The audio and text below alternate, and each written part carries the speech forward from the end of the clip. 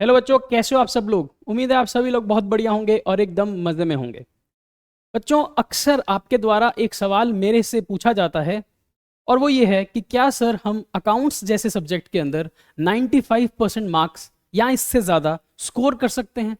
तो बच्चों, मेरा कहना ये होता है हमेशा आप सभी को कि 95% मार्क्स तो बेटे फिर भी कम है, आप इस सब्जेक्ट के अंदर 100% स्कोर कर सकते हैं।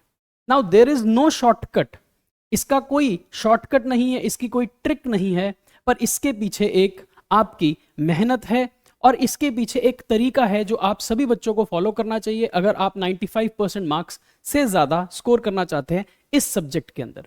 तो बच्चों, इस वीडियो का जो विषय है वो यही है कि कैसे आप लोग अकाउंट्स जैसे सब्जेक्ट के अंदर बहुत अच्छे तरीके से बहुत ही अच्छे नंबर ले सकते हैं। तो आओ इस वीडियो को शुरू करते हैं और जानते हैं कि ऐसा क्या करें कि हमारे 95% मार्क्स या उससे ज़्यादा आ जाएं हमारे प्यारे से सब्जेक्ट अकाउंट्स के अंदर। तो बच्चों, सबसे पहली चीज़ जो मेरे लिए एज अ टीचर आप सभी तक पहुंचाना ज़रूरी है वो ये है कि आप जिस भी टॉपिक को पढ़ते हैं उसके अंदर 100% कॉन्सेप्चुअल क्लैरिटी होना बहुत ज़रूरी है।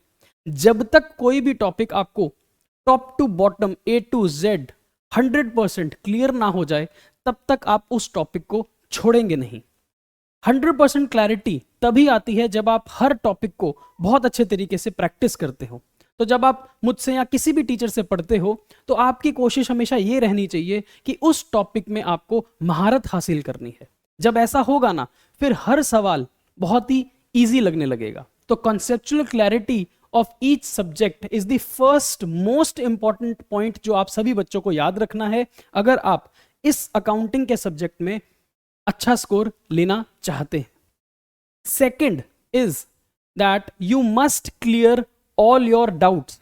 होता क्या है, जब हम लोग आप बच्चों को पढ़ाते हैं तो कई बार कुछ टॉपिक किसी बच्चे को एक ही अटेम्प्ट में समझ आ जाते हैं और कई बार किसी बच्चे को दो दो तीन तीन बार समझने में भी वो कॉन्सेप्ट क्लियर नहीं होता है।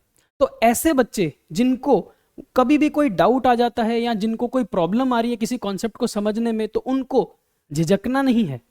उनको हमेशा अपने टीचर से, मुझसे या किसी भी और टीचर से जिनसे भी वो पढ़ रहे हैं, उनसे बार बार सवाल करना चाहिए। ये आपका हक है, ये आपकी राइट है और हमारी एज अ टीचर ये ड्यूटी बनती है कि एक भी बच्चा जो भी डाउट पूछ रहा है, जब तक वो बच्चे का डाउट क्लियर ना हो तब तक हम उसको छोड़ नहीं सकते। तो ये एज अ राइट आप हर डाउट को क्लियर करते चले जाएंगे, तभी ये सब्जेक्ट आपको समझ आएगा, आपको इससे प्यार होगा और तभी आप इसमें अच्छे नंबर स्कोर कर पाएंगे। तो अपने डाउट्स छोड़ना नहीं, क्लियर करते चले जाना। ठीक है जी। नेक्स्ट सर, इसके बाद बताओ हमें क्या करना चाहिए। हाँ, तो सबसे इंपॉर्टेंट चीज एक और है, वो है कि आपको अपने द्वारा खुद हाथ से लिखने हैं नोट्स। बहुत से बच्चे आप में से ऐसे हैं, जब मैं उनको पढ़ाता हूं तो पता क्या बोलते हैं मुझे, सर हमारे को ना नोट्स दे दो, हमारे को हैंड रिटन नोट्स दे दो, हमारे को आप खुद नोट्स बनाकर दे दो। बेटे, अगर मैं आपको पका पकाया दे दूंगा सब कुछ, तो आपका काम क्या है, आपका काम क्या होगा फिर? क्या आप उनको रट लोगे? है ना, फिर तो यही करोगे, आप उनको रट लोगे। तो एज अ टीचर मेरा जो कर्तव्य वो ये है कि मैं आपको चीजों को समझाऊं, मैं आपको चीजों को समझा सकता हूं बहुत अच्छे तरीके से। आप एक बार पूछो मैं एक बार बताऊंगा, आप 10 बार पूछो मैं 10 बार बताऊंगा। लेकिन मैं इस चीज में बिलीव ही नहीं करता एज अ टीचर कि मैं आपको पका पकाया सब कुछ सामान दे दूं। मैं नोट्स कभी भी नहीं दूंगा आपको, बिकॉज आई बिलीव कि आपको नोट्स खुद बनाने चाहिए। जब आप हाथ से खुद लिखेंगे ना नोट्स, तो आपको हर वो लिखा हुआ शब्द याद रहेगा। आपको मन में यह भी याद रहेगा कि कौन सा वर्ड, कौन सी चीज आपने पेज के कौन से एरिया पे लिखी थी। ये आपका सबकॉन्शियस माइंड होता है जो आपको मदद करता है जब आप अपने सेल्फ नोट्स बनाते हैं। अब ये सेल्फ नोट्स बनाने का जो प्रोसेस है ना, ये बच्चे टू बच्चे डिफर करता है। किसी बच्चे को किसी और तरीके से नोट्स बनाने में अच्छा लगता है, किसी बच्चे को किसी और तरीके से नोट्स बनाने में अच्छा लगता है। लेकिन जो मर्जी हो, नोट्स तो बेटे आपको खुद ही बनाने पड़ेंगे। और इन नोट्स का फायदा क्या होगा? इन नोट्स का फायदा ये होगा, जब आप लास्ट मिनट पर रिवीजन करेंगे, तो रिवीजन करते समय आपको किसी भी किताब को रेफर नहीं करना पड़ेगा, बिकॉज आपने सारी किताब में जो कुछ भी लिखा है उसका निचोड़ अपने इन नोट्स में डाल दिया होगा। एंड क्योंकि आपने खुद अपने हाथ से लिखा है ना, तो इनको पढ़ना, इनको रिकॉल करना, इनको रिवाइज करना आपके लिए लास्ट मिनट में बहुत ईजी हो जाएगा। तो इस पर जरूर फोकस देना और आज से सभी बच्चे अपने हाथ से नोट्स बनाने शुरू कर देना, जो भी आज तक नहीं बनाते आए हैं। ठीक है सर, आपकी बात मान ली। Next point is you have to focus on your weak areas. आप अपने वीक एरियाज को आइडेंटिफाई करेंगे। अब जैसे अकाउंट्स का सब्जेक्ट है, इसका एक एग्जांपल लेता हूं मैं। कई बच्चों को रेशो एनालिसिस, जो हम चैप्टर करने वाले हैं आगे जाकर, रेशो एनालिसिस में दिक्कत आती है। वो दिक्कत इसलिए आती है बिकॉज उसके अंदर बहुत सारे फॉर्मूला यूज होते हैं। अब वो फॉर्मूला उनको याद नहीं रहते, इसलिए वो सवाल कर नहीं पाते हैं। तो बहुत से बच्चों का वो एक वीक एरिया माना जाता है, ठीक है ना। अब उस वीक एरिया पे आपको क्या करना होगा, आपको उस पे एक एक्स्ट्रा स्ट्रेस देना पड़ेगा, आपको और ज्यादा उस पर फोकस देना पड़ेगा। जो सब्जेक्ट्स, जो टॉपिक्स या जो चैप्टर्स हमारे इस सब्जेक्ट के अंदर बहुत इजी तरीके से आपको समझ आ जाता है ना, तो वो तो आपको आज भी समझ आ गया, वो आपको कल भी समझ आ जाएंगे। उनकी बात नहीं कर रहे हैं हम बात इसकी कर रहे हैं कि जो आपका वीक एरिया है, जो टॉपिक आपको एक बार में समझ नहीं आ रहा है, आपको उसको दुरुस्त करना है, आपको उसके ऊपर और मेहनत करनी है और फोकस देके उसको आपको और स्ट्रॉन्ग करना है। तो अपने वीक एरियाज को आइडेंटिफाई करें और पहला कोशिश ये करना है आपको, जब भी आप रिवीजन करें या जब भी आप किसी टॉपिक को दोबारा करें, अपने वीक एरियाज, वीक टॉपिक्स को पहले फोकस में लाना है, बाद में अपने स्ट्रॉन्ग टॉपिक्स की बात करनी है। हम अक्सर ये देखते हैं कि 10 चैप्टर अगर हम करते हैं ना, तो जो चैप्टर हमने पहले भी छोड़ा था ना, क्योंकि वो वीक था हमारा, हमें अच्छा नहीं लगता था, हमें पसंद नहीं आता था, हमारे को समझ नहीं आता था, जो टॉपिक हम छोड़ देते थे ना पहले, हम अगली रिवीजन में भी उसको छोड़ देते हैं और अगली रिवीजन में भी हम उसको फिर से छोड़ देते हैं। ऐसा नहीं करना है। जो वीक टॉपिक है पहले उसको पकड़ो, उसको रिवाइज करो और बाद में जाकर जो आपका स्ट्रांग है, जो आपकी स्ट्रेंथ है, बाद में उस पर फोकस करो। क्योंकि जो आज स्ट्रांग है ना, जो टॉपिक आज क्लियर है बेटे, वो तो कल भी क्लियर होगा, वो तो 2 महीने बाद भी क्लियर होगा। लेकिन जो आज वीक है वो कल भी वीक रहेगा, वो परसों भी वीक रहेगा और वो बोर्ड में भी वीक रहेगा। तो आपको उसको स्ट्रॉन्ग करना है। तो always focus on your weak areas first, then on your strength. क्योंकि आज जो स्ट्रेंथ है ना बेटे, वो तो कल भी स्ट्रेंथ आपकी रहने ही वाली है। आपको सिर्फ अपने वीक एरियाज को स्ट्रॉन्ग करना है। ओके, हाँ, एक और बात, mark important questions for revision purpose. अब इसकी बात क्या है, जब हम एक टॉपिक करते हैं, एक चैप्टर करते हैं, लेट्स से हमने एक चैप्टर किया एडमिशन ऑफ पार्टनर। अब इस एडमिशन चैप्टर के अंदर लेट्स से आपने 100 सवालों को सॉल्व किया है, 100 क्वेश्चंस को सॉल्व किया है, आपने मेरे साथ 100 सवाल सॉल्व किए, ठीक है। अब 100 सवालों में से ऐसे सवाल होते हैं, लेट्स से 60 ऐसे क्वेश्चंस हैं जो आपने पहले ही अटेम्प्ट में निकाल दिए। मैंने आपको कुछ पढ़ाया, आपने पहला ही अटेम्प्ट लगाया और पहले ही बारी में आपसे वो क्वेश्चन सॉल्व हो गया। बेटे इन क्वेश्चंस की आपको कोई रिवीजन करने की आवश्यकता नहीं है। इन क्वेश्चंस की आपको कोई रिवीजन करने की आवश्यकता नहीं है, क्योंकि जो आज पहली बारी में सॉल्व हो गया है वो कल भी पहली बारी में सॉल्व हो जाएगा और वो एंड में भी पहली बार में ही सॉल्व हो जाएगा। लेकिन जो बचे हुए 40 क्वेश्चंस हैं जिनमें आपको दिक्कत थी, जिनमें आपको मुझसे सॉल्यूशन चाहिए था, जिनमें आपने मुझसे कुछ हेल्प ली थी, उन क्वेश्चंस को आपको मार्क कर लेना चाहिए। और ये वो क्वेश्चंस होंगे जो आप एंड में रिवीजन करते समय खुद हाथ से सॉल्व करेंगे। जो क्वेश्चन 60 क्वेश्चंस आपने आज ट्राई किए और आज के आज ही हो गए हैं बेटे, उन सवालों का कोई पर्पस नहीं बनता फिर से रिवाइज करने के लिए। वो सिर्फ आपके टाइम वेस्ट करेंगे। उन सवालों को रिवाइज करने की मेरे हिसाब से कोई आवश्यकता होती नहीं है। आपको केवल उन सवाल को रिवाइज करना है जो सवाल आपके डिफिकल्ट लेवल के हैं, जो सवाल आपको दिक्कत दे रहे थे। उन सवालों को आपको किताब में पहले ही मार्क कर लेना चाहिए कि जब मैं इसकी रिवीजन करूंगा तो पहले मैं इन सवालों को रिवाइज करूंगा, बिकॉज ये इंपॉर्टेंट है, ये कहीं ना कहीं चैलेंजिंग है और यही वो सवाल हैं जिनमें मुझे प्रॉब्लम आई थी। आई बात समझ में? ओके सर इसके बाद क्या करें? इसके बाद बच्चों, मैं एज अ टीचर या अगर मैं एज अ स्टूडेंट की बात करूं, अगर मैं आपकी जगह पर होता तो मैं क्या करता? सबसे पहला काम मेरा क्या होता कि मैं अपना सारा सिलेबस एक डेडलाइन तक क्लियर कर लेता। मैं अपना एक पूरा का पूरा सिलेबस 31 दिसंबर की डेडलाइन से पहले पहले कंप्लीट कर लेता अगर मैं आपकी जगह पर होता। ठीक है, तो ये आपको याद रखना है कि कुछ भी हो जाए 31 दिसंबर तक आप रिवीजन कर लेना। इससे क्या होगा, अगर आप 31 दिसंबर तक रिवीजन कर लेंगे, सॉरी सिलेबस कंप्लीट कर लेंगे, तो फिर आपके पास जनवरी का पूरा महीना यानी कि 31 दिन और फेब का एटलीस्ट 15 दिन होंगे। ये आपके पास 45 टू 46 डेज होंगे जो हमारी रिवीजन का काम करने में मदद करेंगे। तो आपको अपना सिलेबस 31 दिसंबर की डेडलाइन से पहले कंप्लीट करना चाहिए, फिर आपको रिवीजन करनी चाहिए। तो इस तरह से आपका पूरा का पूरा फोकस बनना चाहिए। अब जब आप रिवीजन मोड पर आएंगे, जब आप रिवीजन मोड पर आएंगे तो क्या करना है, आपको फुल रिवीजन स्टार्ट करनी है। फुल रिवीजन, फुल रिवीजन का मतलब क्या होता है, आपके जितने भी चैप्टर्स हैं उन सभी चैप्टर्स को आप रिवाइज करेंगे, आप स्किप नहीं करेंगे किसी भी चैप्टर को। पूरा सिलेबस कंप्लीट किया 31 दिसंबर तक, उसके बाद अगले 45 दिन या अगले 60 दिन मोटा मोटा आपको क्या करना है, आपको फुल सिलेबस को रिवाइज करना है। अब रिवीजन जब आपको करनी चाहिए वो ऐसे करनी चाहिए कि कोशिश तो ये करें कि पूरा का पूरा जो जनवरी का महीना है 31 दिनों का, वो 31 दिनों में आप फुल रिवीजन कर लें। बेटे जिस सिलेबस को आपने अप्रैल से दिसंबर तक कंप्लीट करने में लगा दिया, मोटा मोटा 9 महीने लगा दिए जिसको कंप्लीट करने में, अगले 1 महीने में उसको आपको रिवाइज करना है। अगर आपने अगले 1 महीने में उसको बहुत अच्छे तरीके से, भले चंगे तरीके से रिवाइज कर लिया, तो फिर अगले 15 दिन जो नेक्स्ट 15 डेज होंगे,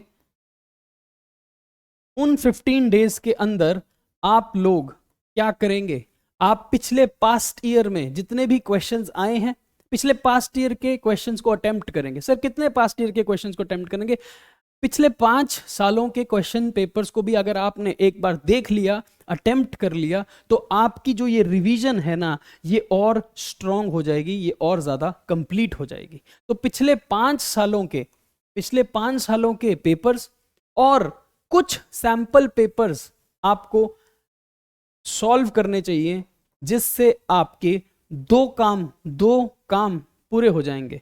एक, आपकी टेस्टिंग हो जाएगी और दूसरा आपकी स्पीड बन जाएगी। टेस्टिंग हो जाएगी आपके कॉन्सेप्ट्स की, ये टेस्ट हो जाएगा कि आपको सारे कॉन्सेप्ट्स क्लियर हैं या नहीं, और ये भी चेक हो जाएगा कि क्या 3-3.25 घंटे का जो आपको टाइम एलोकेट दिया गया है पेपर के अंदर, उस 3-3.25 घंटे के अंदर क्या आप इतनी स्पीड के साथ अपना सारा क्वेश्चन पेपर कंप्लीट कर पाते हैं। तो पिछले 5 सालों के पास्ट ईयर्स के क्वेश्चंस और मैं कुछ कह रहा हूं सैंपल पेपर, ऐसा नहीं है कि आपको सैंपल पेपर्स की झड़ी लगा देनी है, लाइन लगा देनी है। कुछ बच्चे होते हैं जो 20-20, 25-25 सैंपल पेपर करते हैं, वो बच्चे नालायक बच्चे। इतने सैंपल पेपर सॉल्व करने से कुछ नहीं होने वाला।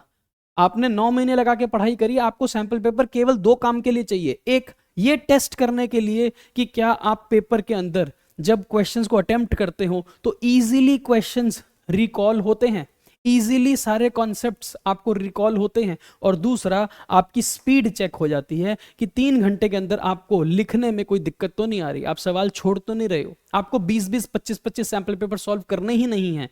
केवल आपको 5 सैंपल पेपर्स सॉल्व करके ये समझ आ जाता है कि आप कहां पर स्टैंड करते हो, आपकी क्या पोजीशन है, आप कितने स्ट्रांग हो अपने इस सब्जेक्ट के अंदर। ये सब कुछ 5 सैंपल पेपर्स के अंदर ही चेक हो जाएगा। ओवरडू मत करना, ज्यादा मत करना, ठीक है ना। लास्ट में आते आते हम एक और बात कर रहे हैं कि आपको प्रॉपर टाइम एलोकेशन और क्या वेटेज है हर टॉपिक की, ये भी जाननी जरूरी है। हालांकि आने वाले आगे के टाइम्स के अंदर मैं आपको इनके ऊपर भी वीडियोस बनाकर बताऊंगा कि कैसे करना है फुल फ्लेज टाइम एलोकेशन और वेटेज क्या है हर टॉपिक की। पर मोटे तौर पर आपको ये समझना चाहिए कि पार्टनरशिप कितने मार्क्स की है ना, शेयर कैपिटल कितने मार्क्स का है, एनालिसिस ऑफ फाइनेंशियल स्टेटमेंट्स कितने मार्क्स की है। तो मोटा मोटा आपको टॉपिक्स की वेटेज पता होनी चाहिए, और दूसरा आप किस तरह से हर एक क्वेश्चन को टाइम एलोकेट करेंगे ये भी आपको डिफाइन करना चाहिए। इसका एक छोटा सा एग्जांपल देता हूं आपको समझने के लिए।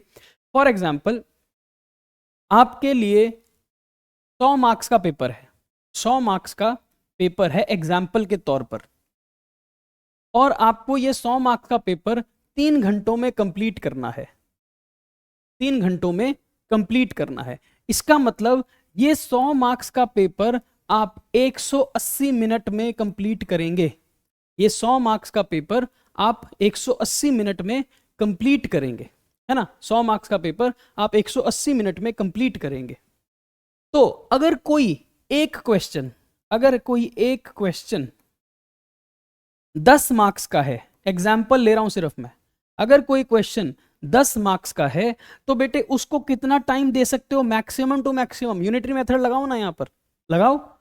अगर 100 मार्क्स का 180 मिनट में आपको पूरा पेपर कंप्लीट करना है तो 10 मार्क्स के लिए आपको कितने मिनट एलोकेट करने पड़ेंगे? सर हमारे को 10 मार्क्स के लिए एलोकेट करने पड़ेंगे 18 मिनट। तो ये होती है टाइम एलोकेशन, ये होती है टाइम एलोकेशन, ठीक है। तो कोई भी क्वेश्चन कितने नंबर का है, कितने मार्क्स का है, उसी हिसाब से आप उसको टाइम डिवोट करते हो।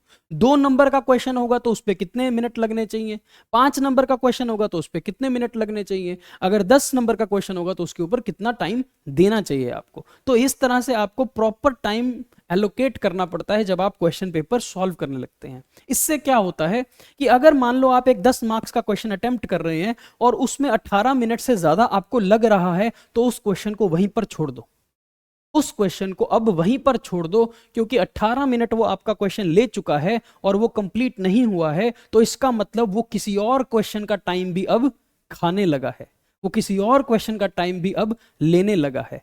खुद तो वो क्वेश्चन सॉल्व नहीं हुआ, अब वो किसी और क्वेश्चन को भी हमें सॉल्व करने नहीं देने वाला है। इसीलिए उस क्वेश्चन को स्किप कर देना चाहिए और आगे निकल जाना चाहिए। कई बार बच्चे ईगो पे ले लेते हैं, हाँ मैं बता रहा हूं यहां पर, कई बार बच्चे ना आप में से कुछ ईगो पे ले लेते हैं। अच्छा शेयर कैपिटल तो बहुत अच्छे तरीके से आता था मुझे, ऐसा क्या हो गया इस सवाल में कि मुझसे निकल नहीं रहा है, मैं तो निकाल के रहूंगा इस सवाल को, बहुत प्रैक्टिस करी थी मैंने, तो मैं छोड़ूंगा नहीं इस सवाल को। अब ऐसा करते हो ना जब आप, तो आप टाइम को देखना भूल जाते हो, और वहां पर तो टाइम इज मनी, वहां पर टाइम की कीमत है, सब कुछ टाइम पर डिपेंडेंट है। तो अगर कोई क्वेश्चन आपका टाइम एलोकेटेड जितना था उससे ज्यादा ले रहा है ना, तो उस क्वेश्चन को बेटे वहीं पर छोड़ दो, कंप्लीट करो अपना पूरा का पूरा जो पेपर है, एंड देन बचता है अगर कुछ time, come back to the question and then redo it, re attempt it. तो आप इस अहमियत को समझो कि टाइम की वहां पर आपको कदर करनी पड़ेगी, ठीक है। चलो सर और आगे बताओ और क्या करना चाहिए हमारे को। तो बच्चों अंत में आते आते यहां पर आपको यह समझना है कि आपकी हैंड राइटिंग बहुत अच्छी होनी चाहिए, आपकी हैंड राइटिंग अच्छी होनी चाहिए, बहुत अच्छी होनी चाहिए, इन द सेंस वो रीडेबल होनी चाहिए। अब मेरी हैंड राइटिंग अगर आप देखो तो कोई खास इसमें हीरे नहीं जड़े हुए हैं, लेकिन एटलीस्ट जब मैं कुछ लिखता हूं तो वो रीडेबल होनी चाहिए, आप पढ़ सको, ऐसी हैंड राइटिंग में आपको सवाल को लिखना है। फिर आपको प्रॉपर फॉर्मेट्स बनाने हैं, अगर जर्नल एंट्रीज कर रहे हो तो जर्नल का फॉर्मेट बनाना है, अगर आप लेजर्स बनाकर क्वेश्चन में सॉल्व कर रहे हो तो आपको लेजर का प्रॉपर फॉर्मेट बनाना है। समझ आ रही है मेरी बात? अगर आपको कोई बैलेंस शीट बनानी है तो प्रॉपर बैलेंस शीट का एक फॉर्मेट बनाना है, बिना फॉर्मेट के सवाल सॉल्व नहीं करने हैं। उसके बाद जहां पर भी वर्किंग नोट्स की आवश्यकता है वहां पर आपको वर्किंग नोट्स बनाने हैं, और जहां पर वर्किंग नोट्स के बिना भी काम चल सकता है वहां पर आपको वर्किंग नोट्स नहीं बनाने हैं। बच्चा क्या करता है कि वो कोशिश करता है कि हर चीज में वो वर्किंग नोट बनाए, ऐसा नहीं करना है आपको। जहां पर रिक्वायरमेंट है वर्किंग नोट की वहां पर वर्किंग नोट बनाकर देंगे, लेकिन जहां पर बिना वर्किंग नोट के भी काम चल सकता है वहां पर वर्किंग नोट नहीं बनाने हैं। डोंट ओवर डू, ज्यादा नहीं करना है आपको, ठीक है। एंड लास्ट में जहां पर भी कोई फॉर्मूला यूज कर रहे हो, फॉर एग्जाम्पल आप सैक्रिफाइसिंग रेशो निकाल रहे हो, है ना, यहां आप गेनिंग रेशो निकाल रहे हो, वहां पर फॉर्मूले का इस्तेमाल करोगे तो फॉर्मूला लिखना है, क्या फॉर्मूला यूज हो रहा है वो आपको लिखना है। जैसे कि गुडविल है ना, आपने गुडविल टॉपिक किया, तो गुडविल आप अगर निकाल रहे हो capitalization of super profit method से, तो आपको वहां पर फॉर्मूला लिखना चाहिए और फिर उसको सॉल्व करना चाहिए। तो ये बातें याद रखनी है, अच्छी hand writing, readable, proper formats, working notes जहां पर आवश्यक है वहां पर बनाएंगे, और जहां पर भी फॉर्मूला यूज कर रहे हो वहां पर फॉर्मूला लिखेंगे। ये याद रखना, इसी से आपका जो पेपर है उसकी प्रेजेंटेशन अच्छी होती है, और जो चेकर होता है उसके ऊपर एक बहुत अच्छा इंप्रेशन पड़ता है कि हाँ इस बच्चे को सब कुछ आता है, ठीक है ना।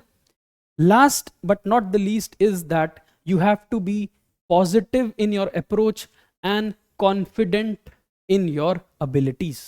आपको अपने ऊपर पूरा विश्वास रखना है, आपको पॉजिटिव रहना है, कॉन्फिडेंट रहना है कि हाँ मैंने सारा सिलेबस कंप्लीट किया है, मैंने बहुत अच्छे तरीके से पढ़ाई करी है, अब जो मर्जी हो जाए मैं एक अच्छे नंबर लेने के लिए बिल्कुल तैयार हूँ। तो इस पॉजिटिव एटीट्यूड के साथ और अपनी एबिलिटीज़ में कॉन्फिडेंस रख के ही आपने अपने इस सब्जेक्ट को और स्ट्रॉन्ग करने का वादा करना है। तो बच्चों, यहाँ हुई हमारी ये वीडियो समाप्त, और मैं उम्मीद करता हूँ आपको जितने भी मैंने पॉइंट्स दिए हैं यहाँ पर, उन सभी पर आप गौर करेंगे और कोशिश करेंगे उन सभी पॉइंट्स के ऊपर अमल करने की। तो आपके अच्छे नंबर आने से कोई नहीं रोक सकता। एक लास्ट में एक बात बोल देता हूँ, आपके मार्क्स रोकने में सिर्फ एक ही इंसान बीच में आएगा, वो आप खुद होंगे।